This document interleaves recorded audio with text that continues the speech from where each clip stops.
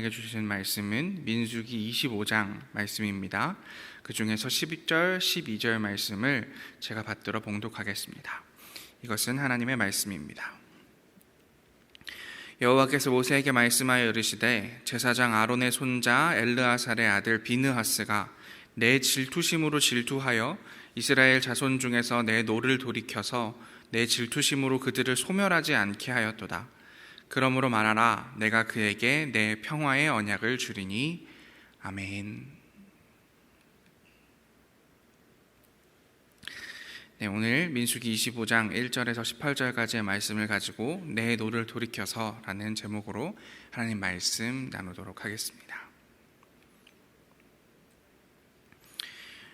민수기 25장을 함께 읽어나가면서 저희들이 함께 이스라엘 백성과 하나님의 관계를 통해서 우리는 어떤 사람이 되어야 하는지 알아보는 시간을 가지려고 합니다. 먼저 1절, 3절을 함께 읽어보도록 하겠습니다. 이스라엘이 시딤에 머물러 있더니 그 백성이 모압 여자들과 음행하기를 시작하니라. 그 여자들이 자기 신들에게 제사할 때에 이스라엘 백성을 청하매 백성이 먹고 그들의 신들에게 절함으로 이스라엘이 바알브올에게 가담한지라. 여호와께서 이스라엘에게 진노하시니라. 아멘. 이 민수기 25장은 하나님 입장에서 아주 속이 터지는 장면으로 시작합니다. 이스라엘 백성, 하나님이 자기 백성으로 삼으신 사람들이 모압 사람들과 음행하기를 시작했다라고 성경은 표현하고 있습니다. 이스라엘 백성들은 모압과 미디안 여인들이 초대한 그모스 신 제의에 참여하여 식욕과 성욕에 탐닉했던 것으로 보입니다. 이 개역개정판에서는 바알 부올로 표현되어 있는 이 우상은 부올에서 섬기는 바알이라는 뜻입니다. 이 바알이 신을 뜻하는 표현 의미도 있으니 부올의 신의 제사의식에 초대받은 이스라엘 백성들이 하나님이 기뻐하시지 않는 축제에 참여한 모양입니다. 하나님께서는 이들의 행동에 분노하십니다. 그도 그럴 것이 사실 이 본문의 바로 앞에 나오는 이야기에서 이스라엘은 하나님께 큰 도우심을 얻고 있기 때문입니다. 하나님의 큰 도우심을 입고 난 바로 그 다음에 나오는 장면이 이방신들에게 제사하는 장면이라니 하나님의 속이 얼마나 상하실지 알 수가 있습니다. 이 앞장에 무슨 내용이 나오냐면 이스라엘과 적대적 관계에 있었던 이 모압의 왕이 가나안 지역의 유명한 주술사였던 발람이라는 사람을 고용하여서 이스라엘에게 저주할 것을 의뢰하는 내용이 등장합니다. 그러나 하나님께서는 발람에게 임하셔서 그가 이스라엘을 저주하지 못하게 하셨습니다. 그래서 모압 왕의 의도와는 달리 발람을 통해서 이스라엘은 축복을 받는 예언을 받게 됩니다. 하나님께서 이스라엘 사람들을 외부의 저주로부터 이렇게 지켜주시는 동안 이스라엘은 스스로 무너지고 맙니다. 모압과 미디안 사람들의 초대에 넘어가서 바알브올을 기념하는 축제에 신나게 참여한 것입니다. 상황은 심각해져 갑니다. 우리 뒤이어서 4절에서 5절을 함께 읽어보도록 하겠습니다. 여호와께서 모세에게 이르시되 백성의 수령들을 잡아 태양을 향하여 여호와 앞에 목 메어 달라. 그리하면 여호와의 진노가 이스라엘에게서 떠나니라. 모세가 이스라엘 재판관들에게 이르되 너희는 각각 바알브올에게 가담한 사람들을 죽이라 하니라. 아멘. 하나님은 진노하셨고 모세에게 백성의 지도자들을 처형하라고 말씀하고 계십니다. 그러자 모세는 이스라엘 재판관들에게 바알브올에게 가담한 사람들을 처형하라고 명령합니다. 여러분, 이 문장에 미묘한 차이가 느껴지십니까? 하나님께서는 백성들을 제대로 지도하지 못한 지도자들을 다 처형하라고 말씀하시는데 모세는 지도자들이 아니라 바알브올의 제사에 참여한 백성들을 처형하라고 말합니다. 하나님의 명령과 모세의 명령 사이에 이 미묘한 불일치를 발견할 수 있습니다. 이 두 명령이 왜 다른지 우리는 정확히는 알 수 없습니다만 모세가 하나님의 명령에 상당히 곤란해하고 있다, 당황하고 있다라는 것 정도는 알 수 있는 대목입니다. 하나님의 진노의 명령에 머뭇거리고 있는 것은 모세뿐이 아니었습니다. 6절 말씀을 제가 읽도록 하겠습니다. 이스라엘 자손의 온 회중이 회막문에서 울 때에 하나님의 처형 명령이 떨어졌는데 어느 누구 한 사람도 나서고 있지 않습니다. 이스라엘 온 회중이 하나님 앞에서 회막문에 모여서 눈물만 흘리고 있습니다. 큰일이 벌어진 것은 같은데, 하나님은 화가 나신 것 같고 잘못은 한 것 같은데 막상 그 대가를 치르려니까 두려움이 앞섰던 모양입니다. 또 어떤 사람들은 이런 일이 처음이 아니라 이번에는 얼마나 많은 사람이 죽게 될까? 혹시나 나도 죽게 되는 것은 아닐까? 하는 두려움에 사로잡혀 있었는지도 모르겠습니다. 이스라엘의 근본을 뒤흔든 사건은 여러모로 출애굽기 25장의 금송아지 숭배 사건을 떠올리게 합니다. 이때 무슨 일이 있었습니까? 모세가 하나님께 율법을 전달받고 있는 사이에 이스라엘 백성들은 하나님이 다른 신들처럼 눈에 보이면 좋겠다는 생각에 대제사장이었던 아론에게 눈에 보이는 하나님을 만들어줄 것을 요구했습니다. 이 백성들의 극렬한 요구에 휩싸인 아론은 자신의 본분을 망각하고 백성들이 자발적으로 바친 온갖 귀금속으로 금송아지를 만듭니다. 그리고는 그 금송아지가 여호와 하나님이라고 선포하고 그 금송아지에다 예배를 드리기 시작합니다. 모세는 하나님과 대면하느라 무슨 일이 벌어지는지 알지 못했지만 이 장면을 알고 계시는 하나님께서는 이 사건을 그냥 두고 보지 않으십니다. 하나님은 모세에게 당장 이스라엘 백성들과 약속했던 것을 모르고 떠나버리겠다, 이스라엘을 다 쓸어버리겠다 말씀하십니다. 그러자 모세는 하나님께 자신의 목숨을 걸어 하나님께서 이스라엘을 버리시지 않도록 설득합니다. 무슨 일인지 어떤 영문이 벌어지는지도 모르고 십계명을 양손에 들고 돌아온 모세는 하나님께서 왜 그리도 분노하셨는지를 두 눈으로 똑똑히 보게 됩니다. 그는 분노를 이기지 못하고 십계명 석판을 부수어버리고 금송아지를 불로 태운 뒤에 물에 타서 잿물로 모두에게 강제로 먹게 합니다. 그리고는 금송아지를 앞장서서 섬겼던 자들을 처형합니다. 과거에 이런 일이 있었습니다. 이런 일이 있었는지 채 몇 년도 되지 않았습니다. 그런데 이번에는 모세가 없었던 자리도 아니고 모세가 있었음에도 불구하고 똑같은, 어쩌면 더 심각한 잘못을 저질렀으니 모세가 당황할 법도 합니다. 이때 수많은 사람들이 죽는 것을 지켜보았던 이스라엘 백성들은 차마 아무 말도 못하고 눈물만 흘리며 꿈뻑꿈뻑 하나님 앞에 빌고 있었던 것은 아니었을까요?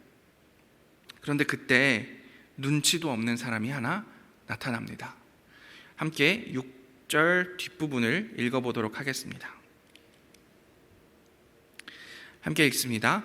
이스라엘 자손 한 사람이 모세와 온 회중의 눈앞에 미디안의 한 여인을 데리고 그의 형제에게로 온지라. 아멘. 아마 바알볼의 제사에서 신나게 놀고는 마음이 잘 맞는 사람과 집에까지 놀러온 모양입니다. 이 상황에 이스라엘 청년 한 명이, 이스라엘 자손 한 사람이 미디안 사람을 데리고 그 가운데 나타난 겁니다.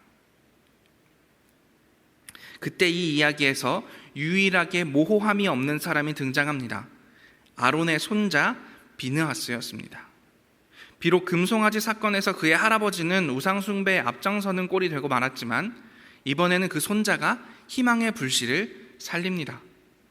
비느하스는 애매하고 모호한 회개를 하고 있는 모세와 회중의 한가운데서 일어나 죄로부터 공동체를 보호하기 위해서 단호하게 행동합니다.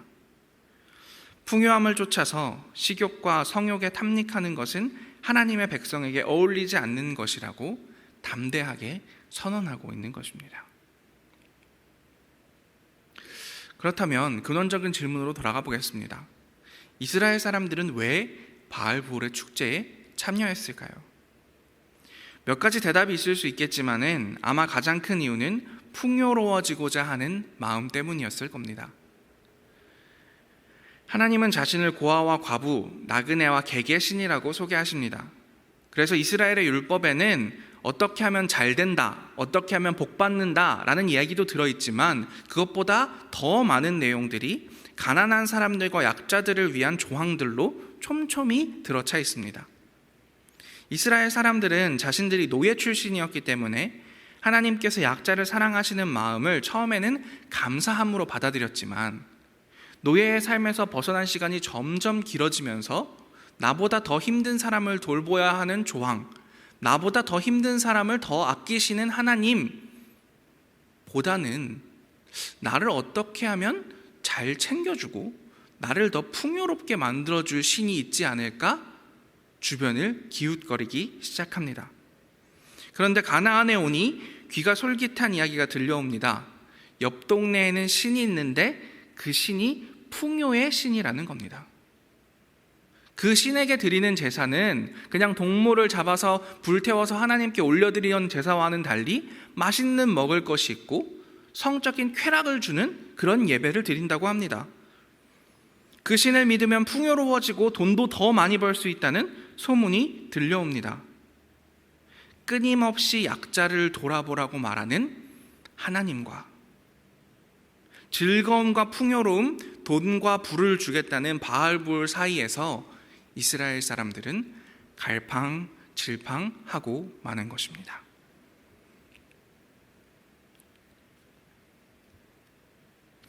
어쩌면 오늘의 우리도 마찬가지일 것이라고 생각합니다. 이 시대 최고의 우상이 돈이라는 사실은 사실 공공연한 비밀입니다. 예수님께서 이 땅에 계실 때 이미 돈은 많은 경쟁자를 제치고 하나님의 강력한 경쟁자가 되었습니다. 그러니 초고도 자본주의, 신자유주의 시장경제 속에 살아가는 우리는 너무나도 쉽게 바알 부호를, 돈을 만나고 있는 것은 아닐까 생각해 봅니다. 다른 종교나 이단에 대해서는 강한 거부감을 드러내는 기독교인들이 돈을 추구하는 과정에서 이웃에게 고통과 눈물을 안기고 자연을 무책임하게 파괴하는 일은 불가피한 것으로 생각하는 경우가 많습니다. 우리는 너무나 쉽게 돈의 축제, 돈의 제사, 돈의 쾌락에 빠져들고는 그것에서 돌이키라는 하나님의 말씀에 이러지도 못하고 저러지도 못하고 모호한 태도를 보이면서 살아가고 있는 것은 아닐까요? 하나님께서는 유일하게 모호하지 않았던 비느하스 한 사람 때문에 이스라엘과 다시 언약을 맺으십니다. 12절과 13절만 제가 읽어보겠습니다. 그러므로 말하라, 내가 그에게 내 평화의 언약을 주리니 그와 그 후손에게 영원한 제사장 직분의 언약이라. 그가 그의 하나님을 위하여 질투하여 이스라엘 자손을 속죄하였음이니라. 나를 대신에 질투해 주는 이, 모호함을 모르는 이가 이스라엘을 소멸하는 것을 막았다라고 이야기하면서 모호함을 유지하지 않은 그 한 사람 때문에 이스라엘 자손을 속죄, 죄를 사하여 주시겠다라고 이야기하고 계시는 것입니다. 하나님 나라 묵상집에서 이렇게 말합니다. 인간은 숭배하는 대상을 따라 빚어집니다. 돈을 절대적인 가치로 숭배하며 추구할 때에 온갖 관계의 파괴가 뒤따르는 현상은 우연이 아닙니다. 돈의 부정적인 영향력을 파괴하는 유일한 길은 하나님과 돈을 함께 섬길 수 없다는 예수님의 분명한 말씀을 따라 돈을 왕좌에서 끌어내려 선을 위한 종으로 굴복시키는 것입니다. 우리들의 우상에 대해 모호한 모습을 돌아보면서 이제는 하나님과 돈을 함께 섬길 수 없다는 그리스도의 가르침에 따라 우리의 진정한 주인, 우리의 삶의 태도가 약한 자들의 친구 되시는 하나님의 말씀, 그것이 중심이 되어 살아가기를 다짐하는 시간이었으면 좋겠습니다. 어쩌면 바알불보다 더 가까이 섬기고 있는 그것들을 지금 이 시간 돌아보면서 모호함이 없었던 비느하스처럼 우리는 하나님만을 섬길 것입니다 라고 다짐하시는 우리 아름다운 교회 성도님들 다 되시기를 기도하겠습니다. 함께 기도하겠습니다. 하나님, 오늘 바알보를 섬겼던 이스라엘 백성들과 모호한 태도를 보였던 모세와 회중들, 그리고 유일하게 모호하지 않았던 비느하스를 통하여서 우리가 우리의 삶에서 우리를 유혹하는 우상들을 어떻게 대해야 하는지 함께 살펴보았습니다. 하나님, 이 시간 저희들의 마음 가운데 저희들의 욕망을 들여다볼 수 있는 힘을 주시옵소서. 그리하여서 우리가 하나님 외에 섬기고 있는 것들, 모호하게 발 걸치고 있는 것들 끊어버리고 하나님께로 돌아가서 하나님의 질투로 하나님의 분노를 막는 사람들 될 수 있도록 인도하여 주시옵소서. 모든 말씀 예수님 이름으로 기도합니다. 아멘.